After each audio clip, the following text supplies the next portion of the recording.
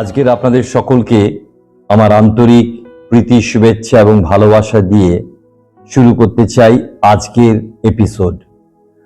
আজকের আমি যে বিষয়ে বলতে চলেছি সেটি খুবই গুরুত্বপূর্ণ।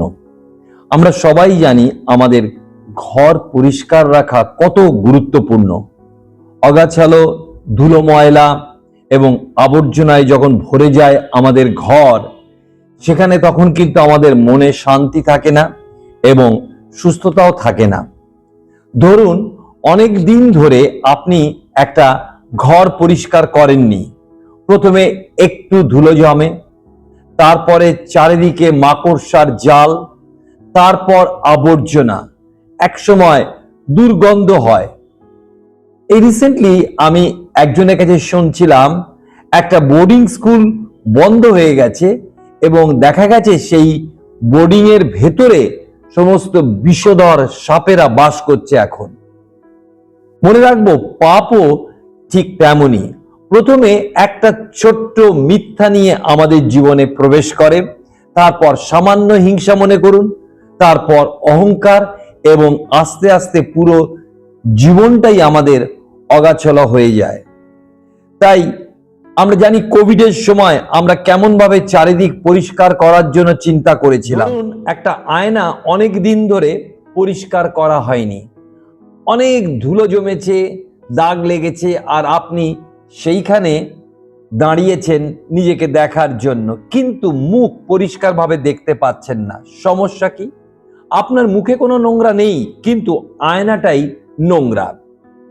ঠিক তেমনি ঈশ্বরের আশীর্বাদ আমাদের জীবনে আসছে, কিন্তু আমাদের হৃদয়ের যে ধুলো, পাপ, অহংকার, রাগ ইত্যাদি বিষয়গুলো ঈশ্বরের সেই জ্যোতিকে, আলোকে ঢেকে রাখে। জয় যিশু, আপনাকে স্বাগতম রেভারেন্ড সরোজ কুমার মণ্ডলের অফিসিয়াল ইউটিউব চ্যানেলে। এই চ্যানেলের মাধ্যমে আপনি ঈশ্বরের সত্য বাক্যের সাথে যুক্ত থাকতে পারছেন। আপনি যদি এখনো না এই চ্যানেলটিকে সাবস্ক্রাইব করে থাকেন বা লাইক করে থাকেন, এই মুহূর্তে লাইক বাটনটা প্রেস করুন আর সাবস্ক্রাইব করে রাখুন, যাতে আপনিও ঈশ্বরের বাক্যের সাথে একাত্ম হতে পারেন। আর আপনার প্রার্থনা রিকোয়েস্ট থাকলে আমাদের এই যে নম্বরটি দেওয়া রয়েছে, এই নাম্বারে কল করতে পারেন এবং আমাদের মেইল অ্যাড্রেসে মেইল করতে পারেন। ঈশ্বর আপনার সাথে থাকুন। তাই বিশেষ করে আজকের আমি আপনাদেরকে বলতে চাই যে আমাদের জীবনে ঈশ্বর চান বাস করতে। বাইবেল বলে আমরাই জীবন্ত ঈশ্বরের মন্দির, আর সেইখানে ঈশ্বর বাস করতে চান। তাহলে ঈশ্বরের গৃহ কোথায়, আপনার প্রশ্ন হতে পারে। আমাদের হৃদয়ে জীবন্ত ঈশ্বরের মন্দির, বা তিনি সেখানে বাস করতে চান। বাইবেলের নতুন নিয়মে প্রেরিতদের কার্যবিবরণী তার 7 অধ্যায় 48 পদে যে কথা লেখা আছে আমি পাঠ করতে চাই। তথাপি যিনি পরাৎপর, তিনি হস্ত নির্মিত গৃহে বাস করেন না। যেমন ভাববাদী বলেন, স্বর্গ আমার সিংহাসন, পৃথিবী আমার পাদপীঠ। প্রভু কহেন, তোমরা আমার জন্য কিরূপ গৃহ নির্মাণ করিবে। আমরা পুরাতন নিয়মে মন্দির দেখতে পাই। ইসরায়েল জাতি তাদের ধর্মীয় রীতিনীতি পালনের জন্য সেখানে যেতেন, এবং এটি একটা আমাদের জন্য ভবিষ্যৎবাণী বা নতুন নিয়মে আমাদের জন্য একটা নমুনা। বিশ্বাসীর জীবনে এটা বাস্তবতাকে খুব স্পষ্টভাবে প্রকাশ করে। তাই আমরা দেখতে পাই পুরাতন নিয়মে ছিল মন্দির, কিন্তু নূতন নিয়মে ঈশ্বর তার মন্দির হিসাবে মানুষকেই বেছে নিয়েছেন। পাপ থেকে যে উদ্ধার পেয়েছে বা মুক্তি পেয়েছে, তখন থেকেই ঈশ্বর সেই মানুষের জীবনে বাস করতে শুরু করেন। আমি আপনি কি উপযুক্ত ঈশ্বরের মন্দিরের জন্য? প্রশ্নটা এখানে। আপনি যদি তার উপযুক্ত মন্দির হন, তখন ঈশ্বর কি আপনার গৃহে আনন্দপূর্বক বাস করেন? যদি তা নোংরা থাকে, তাহলেও কি তিনি আনন্দপূর্বক বাস করেন? না। আমি আপনাকে বলতে চাই, আমরা নোংরা গৃহে বাস করতে পারি, কিন্তু ঈশ্বর কখনো পারেন না। কিন্তু তার মানে কি তিনি কি আপনার আমার জীবনরূপ গৃহ থেকে বেরিয়ে যাবেন? প্রশ্নটা এইখানেই। কিন্তু আমি আপনাকে বলতে চাই, তিনি যদি একবার আমার আপনার জীবনে এসেছেন, তাহলে তিনি কখনো বেরিয়ে যাবেন না। তিনি কি করবেন? আমাদের সেই জীবনকে, সেই জীবন গৃহকে পরিষ্কার করবেন। তিনি বাস করবেন, কিন্তু তিনি পরিষ্কার করবেন। তিনি কেমন ভাবে পরিষ্কার করেন আমরা তা দেখতে পাই মথি লিখিত সুসমাচার তার 21 অধ্যায় 12 পদে। দেখুন, লেখা আছে, পরে যিশু ঈশ্বরের ধর্মধামে প্রবেশ করিলেন এবং যত লোক ধর্মধামে ক্রয় বিক্রয় করিতেছিল সেই সকলকে বাহির করিয়া দিলেন এবং পোদ্দারদের মেজ ও যাহারা কপত বিক্রয় করিতেছিল তাহাদের আসন সকল উল্টাইয়া ফেলিলেন, আর তাহাদিকে কহিলেন, লেখা আছে, আমার গৃহ প্রার্থনা গৃহ বলিয়া আখ্যাত হইবে, কিন্তু তোমরা ইহা দস্যুগণের গহ্বর করিতেছ। আমরা বিশেষ করে এই ঘটনাটা সঙ্গে পরিচিত যারা বাইবেল একটু আধটু পড়েছি। আমরা আজকের এইখান থেকে 3টি বিষয় শিখব। প্রথম বিষয় হচ্ছে যে আমাদের জীবনরূপ মন্দির পবিত্রতাহীন তখনই হয় যখন আমরা ঈশ্বরকে তার মহিমা ও গৌরব দান করি না।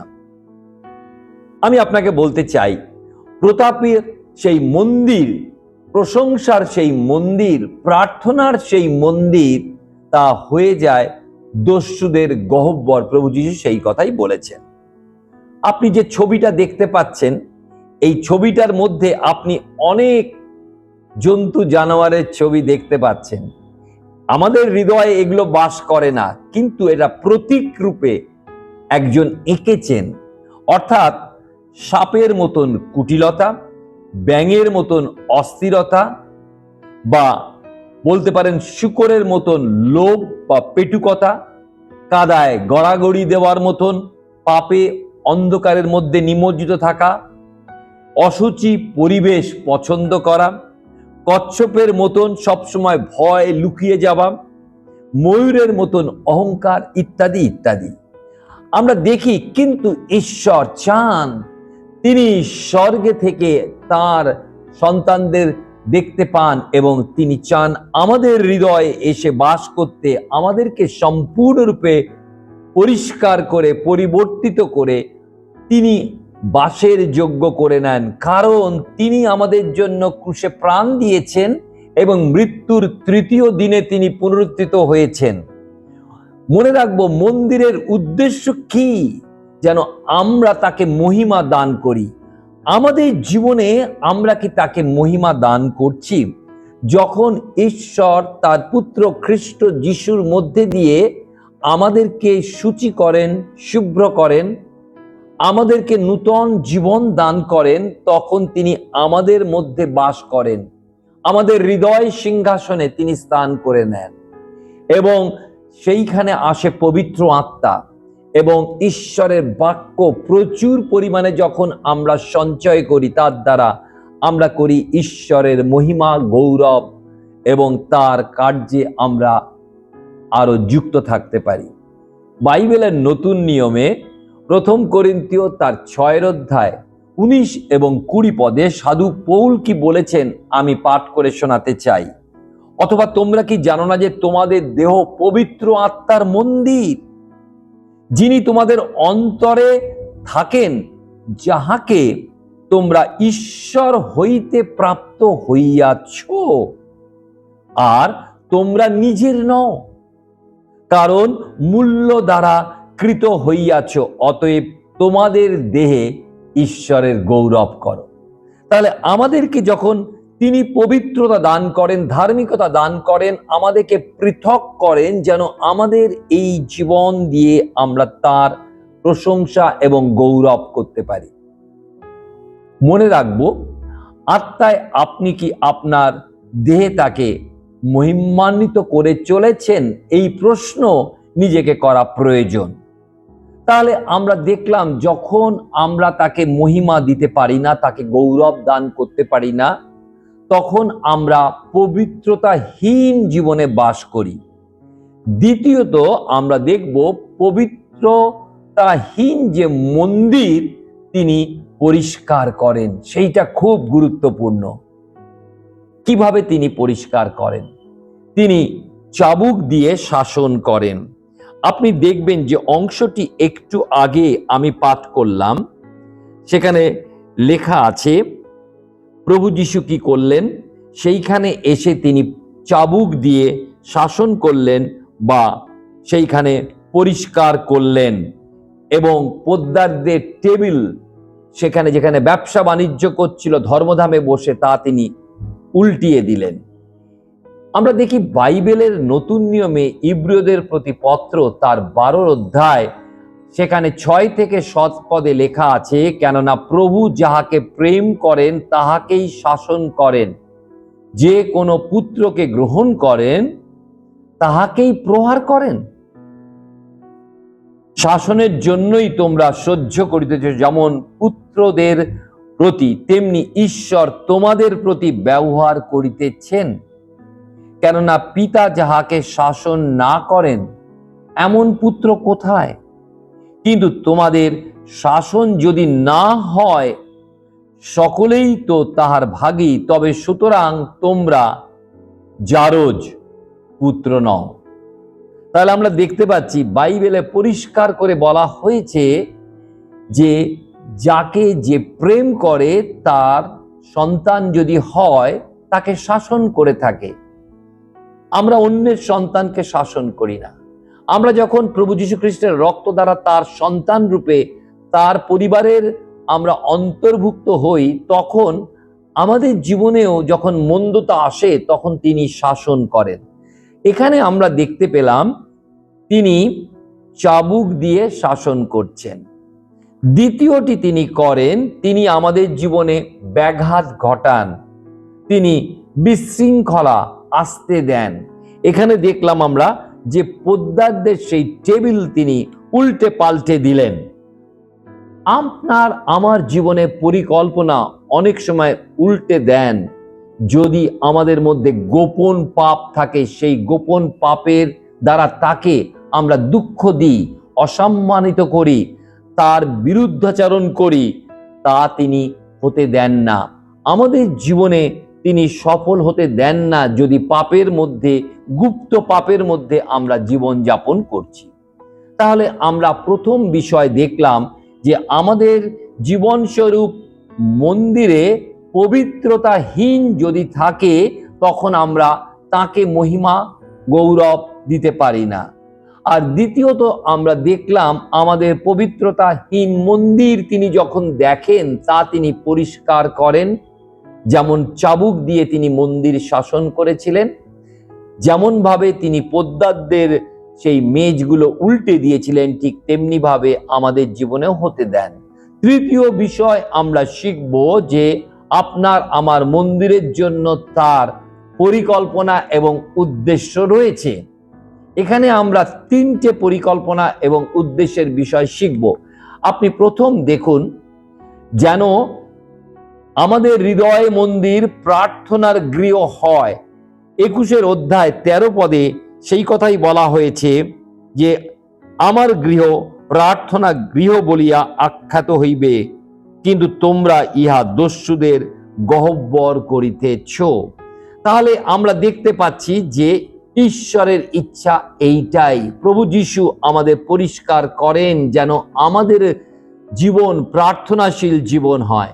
সাধু পৌল প্রথম থিসসলুনিকীয় তার 5 অধ্যায় 17 পদে বলেছেন, সতত আনন্দ করো, অবিরত প্রার্থনা করো, সর্ববিষয় ধন্যবাদ করো, কারণ খ্রিস্ট যিশুতে ইহাই তোমাদের উদ্দেশ্যে ঈশ্বরের ইচ্ছা। আমরা ঈশ্বরের ইচ্ছাকে পালন করার জন্য আকাঙ্ক্ষী হই এবং ঈশ্বর আমাদের জীবনকে প্রার্থনাপূর্ণ জীবন করে তুলুন। দ্বিতীয়ত আমাদের জীবনের উদ্দেশ্য হচ্ছে যেন পরাক্রমের প্রকাশ পায়। লক্ষ্য করুন 14 পদে এখানে কি লেখা আছে, অন্ধেরা ও খঞ্জেরা ধর্মধামে তাহার নিকট আসিল, আর তিনি তাহাদিওকে সুস্থ করিলেন। কি অদ্ভুত, কি অলৌকিক! আমাদের জীবন শুধু প্রার্থনার জীবন নয়, পরাক্রমের জীবন। যেন আমাদের জীবনে তার আশ্চর্য কাজ হতে পারে, আমাদের মাধ্যমে যেন ঈশ্বর তার কাজ করতে পারেন। তার হাত আমাদের হাতের মধ্যে দিয়ে কাজ করে, আমাদের জীবন যেন প্রস্ফুটিত হয় এবং তার জন্য প্রকাশিত হয়, তিনি আমাদেরকে ব্যবহার করেন। আমরা এখানে দেখতে পেলাম অন্ধ খঞ্জেরা সুস্থ হলো। সেই দ্বিতীয় উদ্দেশ্য হলো যেন আমাদের হৃদয় মন্দির যেন প্রশংসার গৃহ হতে পারে। 16 পদে দেখুন, এবং তাহাকে কহিল, শুনিতেছ ইহারা কি কহিতেছে? যিশু তাহাদিকে কহিলেন, হ্যাঁ, তোমরা কি কখনো পাঠ করো নাই যে তুমি শিশু ও দুগ্ধপোষ্যদের মুখ হইতে স্তব সম্পন্ন করিয়াছ? তাহলে আমরা দেখতে পাই যে শিশুরা সেই দিন জেরুজালেম মন্দিরে তার স্তব প্রশংসা করেছিল, যা বড়রা করেনি। আর বাইবেলে পুরাতন নিয়মের সেই ভাববাণী পূর্ণতা লাভ করলো। ঈশ্বর চান আমাদের জীবন যেন প্রার্থনার গৃহ হয়, আমাদের জীবন যেন পরাক্রমের গৃহ হয়, আমাদের জীবন যেন প্রশংসার গৃহ হয়। আজকের এই সময় যখন আপনি ঈশ্বরের বাক্য শুনছেন, তখন আবার আপনাকে স্মরণ করিয়ে দিই যে আমাদের জীবনরূপ মন্দির যদি পবিত্রতাহীন হয়, যদি তাকে আমরা মহিমা এবং প্রশংসা দিচ্ছে না। দ্বিতীয়ত, পবিত্রতাহীন যদি আমাদের জীবন হয়, তিনি তা পরিষ্কার করেন। এবং তৃতীয়ত, আমরা আজকে শিখলাম আমার আপনার মন্দিরের জন্য তার অপূর্ব পরিকল্পনা এবং উদ্দেশ্য আছে, তা হলো প্রার্থনা, পরাক্রম এবং প্রশংসা। আপনি কি চান সেই প্রার্থনাশীল জীবনে আসতে এবং পরাক্রমময় জীবন এবং প্রশংসাময় জীবন? তাহলে ঈশ্বর আপনাকে শক্তি দেবেন, সাহস দেবেন এবং তার অনুগ্রহ দ্বারা আপনাকে তৈরি করবেন। আপনি তার হাতে নিজেকে সমর্পণ করুন। তিনি মহিমাময় ঈশ্বর, তিনি মহিমাময় ঈশ্বর। তিনি সকলকে প্রেম করেছেন, তিনি অকাতরে প্রেম করেছেন, তার অনুগ্রহ তিনি প্রকাশ করেছেন। আপনি যেখানেই আজকের বসে শুনছেন, সেখানেই নিজেকে তার হাতে সম্পূর্ণরূপে সঁপে দিন। আমি আপনার জন্য প্রার্থনা করব যেন ঈশ্বর আপনাকে সাহায্য করেন। প্রার্থনা করি, মঙ্গলের আকর ঈশ্বর, তোমার বাক্যের দ্বারা, তোমার আত্মার দ্বারা এবং তোমার উপস্থিত দ্বারা তুমি আমাদের প্রত্যেককে উৎসাহিত করেছো যে ভাই বোন আজকে তোমার শক্তি অনুগ্রহ তাদের জীবনের মন্দিরে চাইছেন যেন এসে প্রবেশ করে, যেন প্রার্থনাশীল এবং পরাক্রমময় এবং প্রশংসাময় জীবন হয়। তুমি তাদের প্রতি দয়া করো, তোমার অনুগ্রহ দ্বারা তাদেরকে ঘিরে রাখো। যিশুর নামে প্রার্থনা চাই, আমেন।